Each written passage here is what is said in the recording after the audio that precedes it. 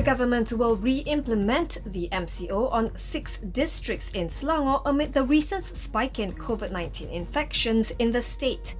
Senior Minister Datuk Sri Ismail Sabri Yaakob said the restrictions will be imposed in Hulu Langat, Petaling, Gombak, Klang, Kuala Langat and Sepang for 12 days starting from this Thursday until May 17th.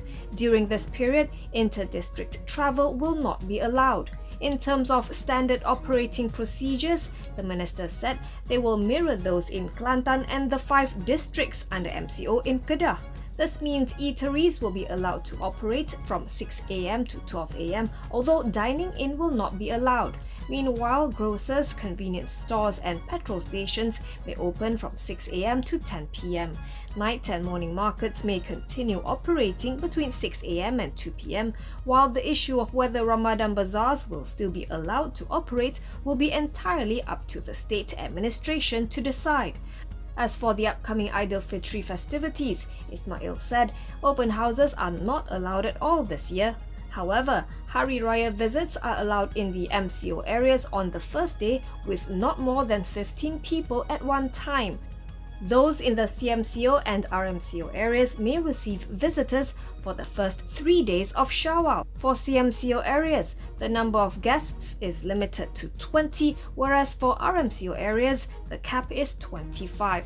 However, the number of visitors allowed also depends on the size of the premises and whether guests have enough space to be socially distanced. Those in the EMCO areas may not welcome any guests. Visiting graves is not allowed in MCO areas. As for CMCO and RMCO areas, visits are limited to 6 people per lot, not exceeding 30 minutes.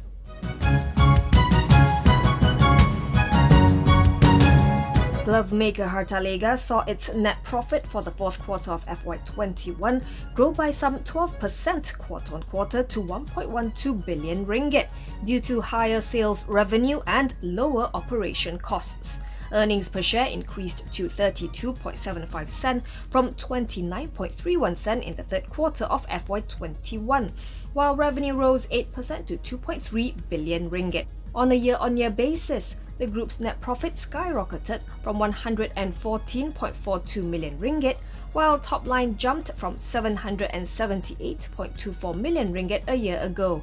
It declared a third interim single-tier dividend of 17.7 sen.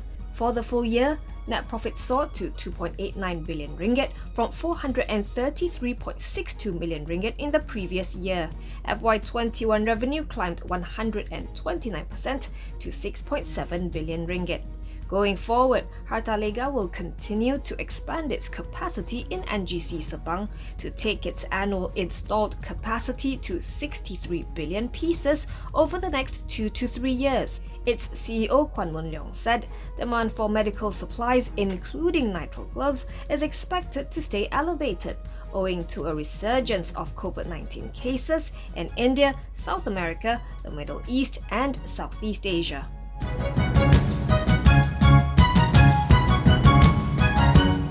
The Kuala Lumpur High Court has ordered Low Teck Joe's confidant Eric Tan Kim Long to pay almost 68 million ringgit in tax arrears from 2010 to 2013 to the government. This follows legal action against Tan by the taxman. According to the judgment cited by the edgemarkets.com, Tan is ordered to pay 67,996,891 ringgit and 87 sen, inclusive of annual interest, as well as costs amounting to 2,000 ringgit.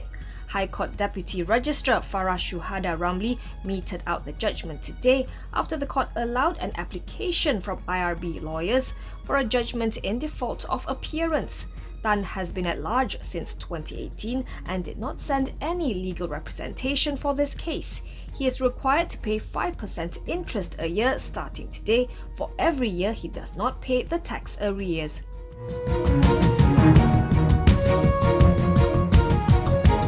Malaysia Aviation Group, the parent company of Malaysia Airlines, aims to break even by 2023 through its long-term business plan 2.0. This as the group contends with the impact of the COVID-19 outbreak on the global aviation sector. MAG Group CEO Captain Izham Ismail said today the domestic travel market needs reform to be sustainable as conditions are expected to worsen post-pandemic. He explained during a virtual press conference that airlines' average fares have not been tracking inflation.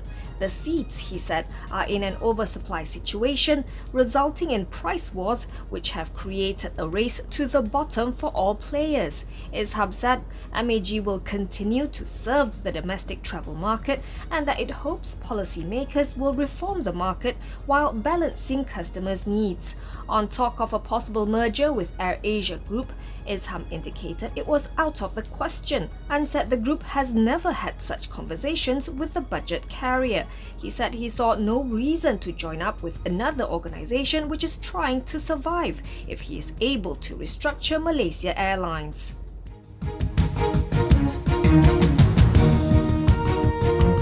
The Disney Plus Hotstar streaming platform, a collaboration between Astro Malaysia and the Walt Disney Company, will be launched in Malaysia on June 1st. This confirms a report by theedgemarkets.com yesterday that Disney Plus is coming to Malaysia via its own streaming platform and also through working relationships with platforms such as Astro. Viewers can enjoy content from several providers including Disney, Pixar, Marvel, Star Wars and the National Geographic, as well as a wide array of general entertainment series and films for young adult audiences and homegrown and Asian hits. Consumers can subscribe directly to Disney Plus Hotstar for RM54.90 for 3 months or through special packages with Astro. The local pay TV company said the streaming service is working towards making it available via its Ultra and Ulti connected boxes later this year. Disney Plus Hotstar will be available to its Movies Pack customers for an additional RM5 per month, while non-Movies Pack customers may access it via other bundles. From today onwards, customers can sign up for the Movies Pack bundle that comes with Disney Plus Hotstar.